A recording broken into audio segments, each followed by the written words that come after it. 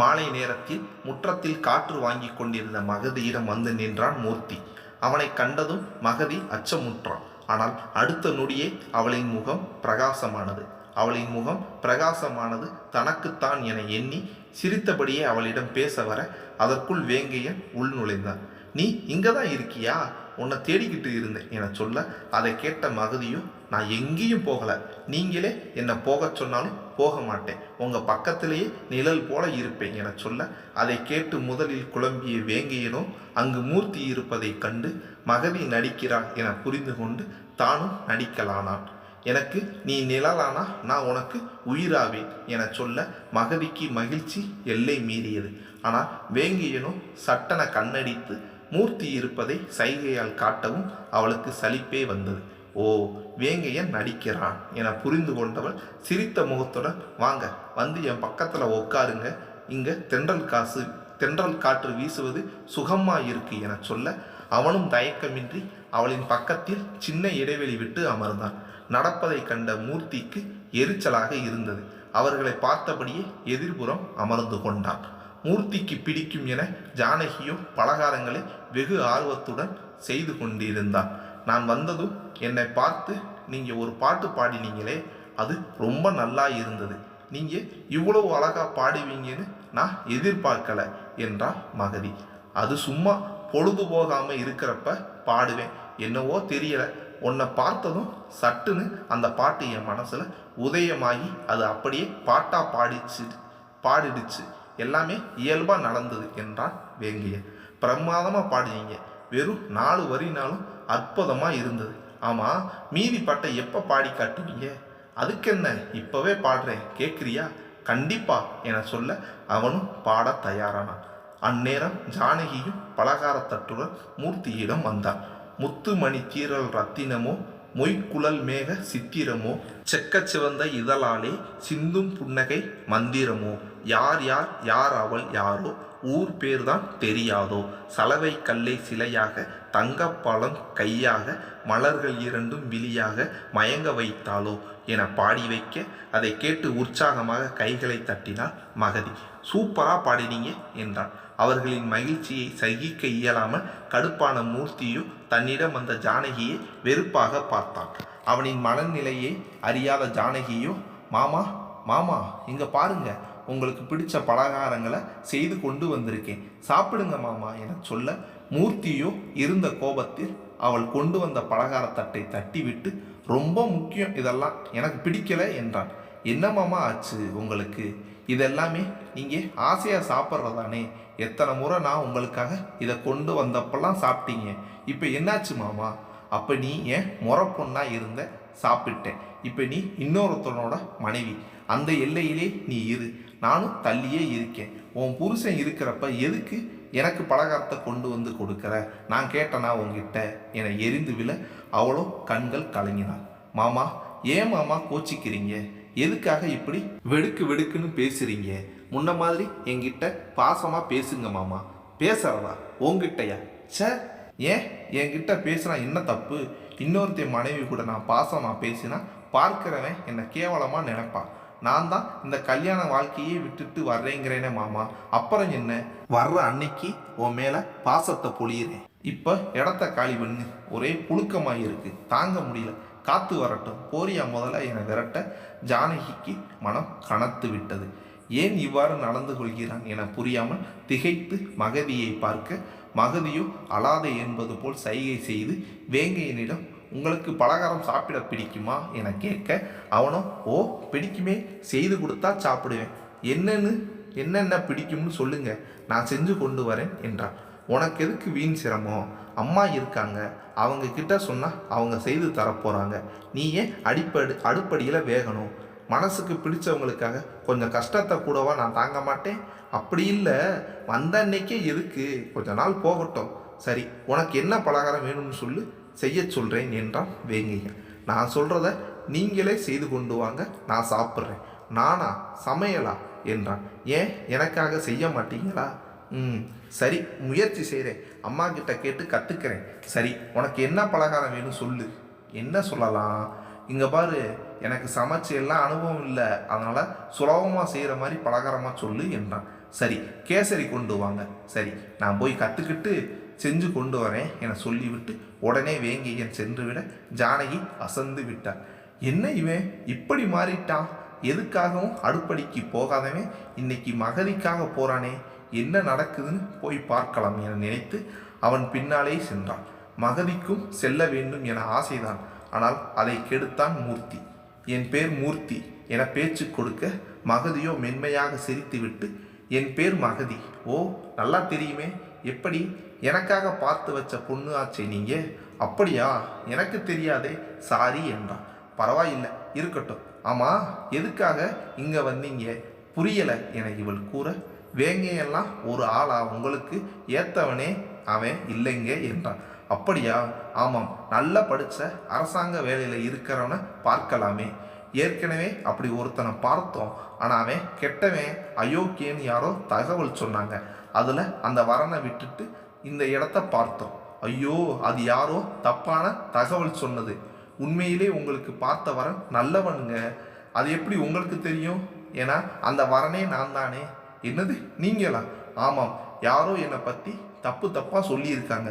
உண்மையிலே நான் ரொம்ப டீசெண்டானவன், நல்லா படிச்சிருக்கேன், பேங்க் உத்தியோகம், பக்காவாக செட்டில் ஆகிட்டேன், எந்த பிடுங்களும் இல்லை. எனக்கு அப்பா அம்மா தவிர அண்ணன் தம்பி அக்கா தங்கன்னு கூட பிறந்தவங்க யாரும் இல்லை என்றான் அவன். ஓ, இதையெல்லாம் ஏன் என்கிட்ட சொல்கிறீங்க? இல்லை, என்னை பற்றி உங்கள் வீட்டில் சொல்லுவீங்கன்னு தான். வேணாமே, அதான் வேங்கை இருக்காரே, அவெல்லாம் மனுஷனே கிடையாது, படிக்காத பட்டிக்காடு முரடை காட்டான். அவனுக்கு அமைதியாக பேச வராது, ஆனால் அருமையாக பாடுறாரே. பாட்டா நான் கூட தான் பாடுவேன், கேட்குறீங்களா? வேண்டாம், நான் இங்கே வந்ததும் ஒரு உண்மையை தெரிஞ்சுக்கிட்டேன். உங்களுக்கும் ஜானகிக்கும் இடையில ஏதோ ஒன்று ஓடுதே. சேச்ச, அதெல்லாம் ஒன்றும் இல்லை, அது பொய். அவள் என் முறப்பொண்ணு, அவ்வளோதான். அவளுக்கு வேங்கையனோட கல்யாணம் ஆயிடுச்சு என்றான் மூர்த்தி. ஆனால் அவள் உங்களைத்தானே விரும்புகிறா. 6 மாதம் கழித்து டைவர்ஸ் ஆனது உங்களை கல்யாணம் செய்துக்க போகிறதா சொன்னாலே. ஐயோ, அவள் ஒரு பைத்தியக்காரி, கண்டபடி உளருவா. அவளை போய் நான் கல்யாணம் செய்துக்கிறதா? அதுக்கு வாய்ப்பே இல்லை. பின்னையே அவள் அப்படி சொல்லணும்? அவள் ஒரு பைத்தியம், எதையாவது உளருவா. சொல்லப்போனால் என்னை பற்றி உங்கள் வீட்டில் தப்பாக சொன்னதே அவள் தான். அப்படியா? அவளா? ஏன் அப்படி சொல்லணும்? எல்லாம் பொறாம தான் காரணம். நான் சந்தோஷமாக இருக்கிறதுக்கு அவளுக்கு பிடிக்கல. என்னவோங்க, எனக்கு ஒன்றுமே புரியலை என சொல்ல அதற்குள் வீரசிங்கம் அவ்விடம் வந்தார். மூர்த்தியோ வீரசிங்கத்தை கண்டதும் சட்டென எழுந்து பயத்தில் தன் அறைக்கு சென்று விட தனியாக இருந்த மகதியிடம் பேசினார் வீரசிங்கம். நீ எந்த வழி வந்தையோ அந்த வழியே வெளியே போயிடு, அதான் உனக்கு நல்லது என கடுமையாக சொல்ல அதை கேட்டு மென்மையாக சிரித்த மகதியோ, வேங்கியந்தான் என் உலகம்னு வந்துட்டேன், அவர் இல்லாமல் நான் போக மாட்டேன் என்றாள் மகதி. என் மருமகள் தான், அது ஜானகி மட்டும்தான் என்றார் வீரசிங்கம். ஆனால் அவளுக்கு இங்கே வாழ பிடிக்கலையே, அதுக்காக அவளை விட்டுட முடியுமா என்ன? அவள் வேங்கையனோட பொஞ்சாதி. இப்படி அடுத்தவன் வாழ்க்கையை கெடுக்க நினைக்கிறியே, நீயெல்லாம் ஒரு பொண்ணா என்றார் வீரசிங்கம்.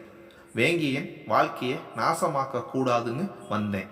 ஜானகிக்கு மூர்த்தி இருக்காங்க, அப்போ வேங்கையனுக்கு யாராவது இருக்கணும்ல, அது ஏன் நானா இருக்கக்கூடாது? வேண்டாம், உன்னை பார்த்தா நல்ல குடும்பத்து பொண்ணு போல தெரியுது, தேவையில்லாமல் இங்கே வந்து உன் பேரை கெடுத்துக்காதா. நாளைக்கு காலையிலே உன்னை பசி ஏற்றி விடுறேன், பத்திரமா ஊர் போய் சேரு என உறுதியாக சொல்லிவிட்டு அவர் சென்றுவிட மகதிக்கு திக்கென்றது. என்னது, இவர் பேசுறத பார்த்தா சொன்னதை செய்வார் போல இருக்கே, என்ன செய்யலாம் என பலமாக யோசிக்க அந்நேரம் வேங்கையன் வந்தான். இந்தா நீ கேட்ட கேசரி. ஓ, எப்படியோ கேசரி செஞ்சிட்டீங்க போல. ஆமாம், அம்மா கிட்ட கேட்டு செஞ்சேன். வாசனையே பிரமாதமாக இருக்கே, சாப்பிட்டு பாரு, நல்லா இருக்கும். எப்படி அவ்வளோ உறுதியாக சொல்கிறீங்க? உனக்கு கொடுக்கறதுக்கு முன்னாடி நான் கொஞ்சம் ருசி பார்த்தேன், நல்லா இருந்தது. என்னது, நீங்கள் ருசி பார்த்தீங்களா? இது அநியாயம். அப்படி இல்லை, ஒருவேளை அது மோசமாக இருந்தால் அதை எப்படி உனக்கு தர்றது சொல்லு? அது படு கேவலமாக இருந்தாலும் சரி, நான் விரும்பி சாப்பிட்ருப்பேன், ஏன்னா அது நீங்கள் செஞ்சதாச்சே என சொல்ல அவனோ மென்மையாக சிரித்தான். நீங்கள் ரொம்ப அழகாக சிரிக்கிறீங்க என சொல்லியவள் அவனையும் கடந்து ஜானகி நிற்பதை பார்த்து வியந்து சட்டென வேங்கையனிடம் எனக்கு ஊட்டி விடுங்க என சொல்ல அவனோ திடுக்கிட்டு நானா, நீங்களே தான் என சொல்லி அவள் கண் சிமிட்ட அவன் புரிந்து கொண்டான். காரணம், அவன் கேசரி செய்வதை உன்னிப்பாக ஜானகி பார்த்து கொண்டிருப்பதை கவனித்திருந்தான். அவன் கண்டிப்பாக அவள் தன் பின்னால் இருப்பதை உணர்ந்தவன் மகதியை பார்த்து புன்னகைத்து, அதுக்கென்ன, நான் ஊட்டி விடாம வேற யார் ஊட்டி விடுவா, நானே ஊட்டி விடுறேன் என சொல்ல மகதியும் வாய் திறக்க அவளுக்கு ஊட்டிவிட அந்த கண்கொள்ளா காட்சியை அந்த வீட்டில் இருந்த அனைவருமே கண்டார்கள். சிலருக்கு வயிறு எரிந்தது, சிலருக்கு சந்தோஷம் நிலவியது. ஜானகிக்கு மட்டும் வெறுப்பாக இருந்தது. அவளின் முகமாற்றத்தை கவனித்த மகதியோ கேசரியை வேங்கையனுக்கு ஊட்டிவிட அவனும் சாப்பிட்டான். இருவரின் அந்நுண்ணியத்தை கண்டு அனைவருமே வாய்ப்பிழந்தார்கள். இரவு உணவுக்காக மங்களம் சமையல் செய்து கொண்டிருக்க அவ்விடம் ஜானகி இருந்தாள். அழுத்து கொண்டே உதவி செய்தாள். அதை கவனித்தபடியே வந்த மகதியோ அத்தை என அன்பாக அழைக்க அவரோ புன்னகையுடன் வாமா சின்ன மருமகளே வா என அழைக்க அவளோ என்ன செய்யறீங்க அத்தை, ராத்திரி சாப்பாடு செய்கிறேம்மா என்றாள். அப்படியா, பரவாயில்லையே, ஏகப்பட்ட வெரைட்டி செய்திருக்கீங்களே, பின்ன இப்போ ஆளுங்க அதிகமாக இருக்காங்கல்ல, அதான் யாருக்கு என்ன பிடிக்குமோ அதை அவங்க சாப்பிடுவாங்க என சொல்ல உடனே ஜானகி, ஏன் மூர்த்தி மாமாவுக்கு என்னென்ன பிடிக்கும்னு எனக்கு நல்லாவே தெரியும், அதை நான் சமைச்சு வச்சுட்டேன் என்றாள் ஜானகி. அப்படியா, அப்படின்னா நான் வேங்கி எனக்கு என்ன பிடிக்குமோ அதை சமைச்சு வைக்கலாமா அத்தை என கேட்க மங்களமோ வியந்து, வேங்கி எனக்கு பிடிச்சதா, நாங்கள் எல்லாருமே ஒரே மாதிரி தான் சாப்பிடுவோம், ஒருத்தருக்கு இது பிடிக்கும் அது பிடிக்காதுன்னு எதுவும் இல்லை, அதனால் நான் மொத்தமாக சமைச்சிட்டேன், இதையே நான் வேங்கை அவனோட அப்பா சாப்பிடுவாங்க. ஓஹோ அப்படியா, அப்போ எனக்கு வேலை மிச்சம், ஒரே சமையல் செய்துட்டாலே போதும்ல அத்தை, நம்ம வீட்டாளுங்க சாப்பிடுவாங்கள்ல. ஆமாம் என்றார் மகிழ்ச்சியாக மங்களம். மகதியோ வேண்டுமென்றே ஜானகியிடம் அக்கா என அழைக்க ஜானகி முதலில் வியந்தாலும் பின் மங்களம் இருப்பதால் சற்று வெறுப்புடன் பேசலானார். என்ன அக்கா நொக்கான்னுட்டு என்றால் வெறுப்பாக. இல்லை அக்கா, உங்கள் மூர்த்தி மாமாவுக்கு பிடிச்சதை சமைச்சு வச்சிட்டீங்களே, சரி பரவாயில்லை, அவரோட அப்பா அம்மாவுக்கு சேர்த்து சமைச்சிங்களா நீங்கள், நான் ஏன் அவங்களுக்கு சமைக்கணும், என்னக்கா இப்படி பேசுகிறீங்க, எதிர்காலத்தில் நீங்கள் மூர்த்தி வீட்டுக்கு மருமகளாக போனால் சமைக்கணும்ல, சேச்ச நான் தனி குடுத்தனம் போயிடுவேன் என சொல்லிய நேரம் மூர்த்தியின் பெற்றோர் வந்து சேர்ந்தனர். போவ போவ எப்படி போவேன்னு நாங்களும் பார்க்கிறோம் என்றார் செல்வம் கோபமாக. அவரின் வரவை அறியாத ஜானகியும் திருவென விழுத்தபடியே, அது வந்து மாமா நான் சும்மா ஜோக்க அடித்தேன் என சொல்ல மூர்த்தியின் தாய் பரிமளாவும், ஜோக்குக்கு கூட இது போல பேசி வைக்காத, அது என்ன மூர்த்திக்கு மட்டும் நீ சமைச்சு வைக்கிறது, அப்போ நாங்கள் என்னத்தை சாப்பிட்றதான், நாங்களும் அவனை பெற்றவங்க தானே, எங்களை நீ மதிக்க மாட்டியா, ஐயோ அத்தை அப்படி இல்லை, அதான் எல்லாருக்கும் சேர்த்து அவங்க சமைக்கிறாங்களே, அதனால் நான் தனியாக உங்களுக்கு சமைக்கலை என சொல்ல மங்களமும் நானே எல்லாருக்கும் சேர்த்து சமைச்சிட்டேன் என்றார். ஆனால் செல்வமும், நாங்கள் ஒன்றும் உங்கள் வீட்டுக்கு விருந்து சாப்பிட வரல, நாங்கள் என்ன சோத்துக்கு வக்கில்லாதவங்களா, நாங்கள் இங்கே வந்ததே வேற ஒரு விஷயத்துக்காக என சொல்ல உடனே மகதியோ, அப்படின்னா என்ன சொல்ல வர்றீங்க, எங்கள் அத்தை செய்கிற சமையலை நீங்கள் சாப்பிட மாட்டீங்க அதானே, அதே தான், அப்போது பட்டினி கிடக்க போகிறீங்களா என்றாள் மகதி. நாங்கள் ஏன் பட்டினி கிடக்கணும், ஓ நீங்களே சமைச்சு சாப்பிட்றீங்களா என்றான். நாங்களா, அதுக்கு எதுக்கு ஜானகி இருக்காளா, மூர்த்தி வேணும்னு நினைக்கிறவ எங்களுக்கு சமையல் செய்ய மாட்டாளா என்றனர். அவளுக்குத்தான் நீங்கள் தேவையில்லையே, உங்கள் நினப்பு அவளுக்கு இருந்திருந்தால் உங்களுக்கும் சேர்த்து அவள் சமைச்சிருப்பா, ஆனால் இல்லையே பாருங்க, அவள் இந்த வீட்டில் ஏன் அவளுக்கு கூட சமைக்கலை, உங்கள் பையனுக்கு மட்டும் விதவிதமாக சமைச்சு வச்சிருக்கா என சொல்ல செல்வமும் பரிமளாவும் ஜானகியை கோபமாக முறைக்க அதை கண்டு நடுங்கினா ஜானகி. முதல் முறை அவர்களின் வெறுப்பை பார்ப்பதால் சற்று அதிகமாகவே பயந்திருந்தாள். எங்கே இதையே காரணம் காட்டி மூர்த்தியை தன்னுடன் சேரவிடாமல் செய்து விடுவார்களோ என பயந்தாள். அதனால் அவர்களிடம் சரிங்கத்த, நானே உங்களுக்கு சேர்த்து சமைக்கிறேன் போதுமா என்றாள் ஜானு. எங்களுக்கு என்ன பிடிக்கும்னு உனக்கு தெரியுமா, மூர்த்தி மாமா சாப்பிட்றத தானே நீங்களும் சாப்பிடுவீங்க, இல்லையே அவனுக்கு பிடிச்சது எங்களுக்கு பிடிக்காது, இது கூடவா உனக்கு தெரியல, சத்தியமாக தெரியாத அத்தை, சரி சொல்லுங்க, உங்களுக்கு என்ன சமைக்கணும் என கேட்க உடனே பரிமளாவோ பெரிய லிஸ்ட் படித்தார். சாதம் விறகு அடுப்பில் தான் சமைக்கணும், அப்பதான் ருசியா மனமா இருக்கும். எதுக்கு அத்தை? அதான் கேஸ் அடுப்பு இருக்குல்ல, எங்கள் வீட்டில் விறகு அடுப்பில் தான் செய்வோம், பழகிக்கும். சரிங்க அத்தை. அப்புறம் குழம்பு செய்கிறதா இருந்தால் கூட மிளகாய் பொடி அரைச்சதை நாங்கள் பயன்படுத்த மாட்டோம். புதுசாக அம்மியில் அரைச்சி தான் குழம்புல ஊற்றுவோம், அப்போ தான் ருசியாக இருக்கும். மூர்த்திக்கும் இப்படி செய்தாதான் பிடிக்கும். ஐயோ, நான் அரைச்சி வச்சிருந்த மிளகாய் பொடியில தானே குழம்பு வச்சேன், அப்போ அதை மூர்த்தி மாமா சாப்பிட மாட்டாரா? சாப்பிட மாட்டான். சே, இது தெரியாமல் போச்சே. அவனுக்கு பிடிச்சதை தெரிஞ்சு வச்சுக்கிட்டா பத்தாது, அதை எப்படி செய்து வைக்கணுங்கிற விஷயத்தையும் தெரிஞ்சு வச்சுக்கணும் என்றார் செல்வம். இனிமேல் சரியா செய்கிறேன் மாமா என சொல்ல உடனே பரிமளாவோ மிக்சி எல்லாம் பயன்படுத்தக்கூடாது, எதுவாக இருந்தாலும் அம்மியில் தான் அரைக்கணும், அப்போதான் ருசியாக இருக்கும். எங்கள் வீட்டு பழக்கம் இதுதான். அப்புறம் அவன் சாப்பிட்றப்ப கண்டிப்பாக பொரியலோ இல்லை கூட்டோ இருக்கணும், அது இல்லைன்னா அவனுக்கு சாப்பாடு உள்ளே இறங்காது. நான்வெஜ் சாப்பிட்றப்ப கூட கறியை அதிகமாக வைக்கணும், அப்போ தான் அவன் சாப்பிடுவான். மறக்காமல் அப்பளம் பொரிச்சுடு, ரசத்தை மறந்துடாத, அப்புறம் தயிர் ஊறுகாய் இவ்வளவையும் செய்துடு என சொல்ல ஜானகி மிரண்டாள். மகதியும், ஆமாம் என்ன இவ்வளோ பெரிய லிஸ்ட்டு சொல்கிறீங்க, ஒரு வேளைக்கு சமைக்கிறதுக்கா இவ்வளோ டிஷ் செய்யணும்? ஒரு வேளைக்கா? இதுதான் 3 வேளைக்கும் செய்யணும். காலையில் டிஃபனுக்கு இட்லி, தோசை, பூரி, அம்மியில் அரைச்ச சட்னி, இல்லைன்னா சாம்பார், கண்டிப்பாக சாதம் இருக்கணும். ஏன்னா அவன் டிஃபன் சாப்பிட்டு கொஞ்சம் சாதம் சாப்பிடுவான். அப்போ ரசம், குழம்பு, பொரியல், அப்பளம் இருக்கணும். மதியத்துக்கு சாப்பாடு, குழம்பு, பொரியல், அப்பளம் இருக்கணும். நைட்டு சப்பாத்தி தான், ஏன்னா எங்கள் 2 பேருக்கும் சுகர் இருக்குது. அவனும் லிமிட்டாக தான் சாப்பிடுவான், அப்போ தானே நல்லா தூங்க முடியும். அதனால் சப்பாத்தி, அதுக்கு மட்டும் சிக்கன் கிரேவியோ இல்லை மட்டன் சுக்காவோ, முடிஞ்ச முட்டை குழம்பு வச்சா கூட அவன் ருசிச்சு சாப்பிடுவான் என சொல்ல ஜானகி அதிர்ச்சியில் அலறினான். என்னது, மாமா ராத்திரியில் சப்பாத்தி தான் சாப்பிடுவாரா? அது தெரியாமல் நான் சாதம் வச்சுட்டேனே, உன்னை யார் வைக்க சொன்னது? என்ன கேட்டு தானே செய்யணும் என பரிமளா சொல்ல ஜானகி என்ன செய்வதென தெரியாமல் தவித்தாள். அதை கண்ட மகதியோ பரிமளாவிடம், என்னம்மா இது, ஒரே வீட்டில் 3 பேர் இருக்கீங்க, ஆனால் 3 பேருமே ஒன்று போல் ஒத்துமையாக சாப்பிட மாட்டீங்களா? நாங்கள் அப்படியே பழகிட்டோம், இதில் என்ன தப்பு இருக்குது? பணம் இருக்குது, விதவிதமாக சாப்பிடாம வேற எப்படி சாப்பிட்றது என சொல்ல மகதியோ, நல்ல வேளை நான் இந்த வீட்டுக்கு சின்ன மருமலாக வந்துட்டேன், இங்கே எல்லாருக்கும் ஒரே மாதிரி சாப்பாடு செய்தால் போதும், எனக்கு நிம்மதி என வெளிப்படையாக சொன்னவள் மங்களத்திடம், அத்தை நான் சொன்னது சரிதானே, இல்லை விதவிதமாக சமைக்கணுமா? சேச்சே, அப்படியெல்லாம் இல்லை, வெறும் சாதம் ரசம் வச்சா கூட நாங்கள் எல்லாரும் விரும்பி சாப்பிடுவோம், விதவிதமாக செய்யணும்னு அவசியம் இல்லை. உனக்கு என்ன வருமோ அதை செய், கஷ்டப்பட்டு அது இதுன்னு நிறைய செய்ய வேணாம், சரியா என்றார். சரிங்கத்த, அப்போ நாளையிலிருந்து நம்ம குடும்பத்துக்கு நானே சமைக்கிறேன். சரிம்மா, அப்படியே செய், நான் உனக்கு உதவி செய்கிறேன். சரிங்கத்த, எப்படியோ நீங்கள் சமைச்சதால சாமான் கழுவுற வேலையை நான் செய்யவா? எதுக்கு, அதான் வேலைக்காரி இருக்காளே. இந்த வீட்டில் சமையல் நான் செய்தால் சாமான் கழுவுறது, துணி தேய்க்கிறது, வீட்டை சுத்தம் செய்கிறதுன்னு எல்லாத்துக்கும் வேலைக்காரங்க இருக்காங்கம்மா. நாம் கஷ்டப்பட வேணாம், வீட்டை பொறுப்பாக பார்த்துக்கிட்டு சமையல் செய்தால் போதும். சமையல் செய்கிறது உனக்கு கஷ்டமாக இருந்தால் சொல்லு, அதையும் நானே செய்திடுறேன். நம்ம 4 பேருக்கு தானே, சாதாரணமாக செய்தால் கூட போதும், 3 வேளைக்கும் விருந்து வைக்கணும்னு அவசியம் இல்லை என்றால் மங்களம். சரிங்கத்த, அப்போ எல்லாரையும் கூப்பிடவா?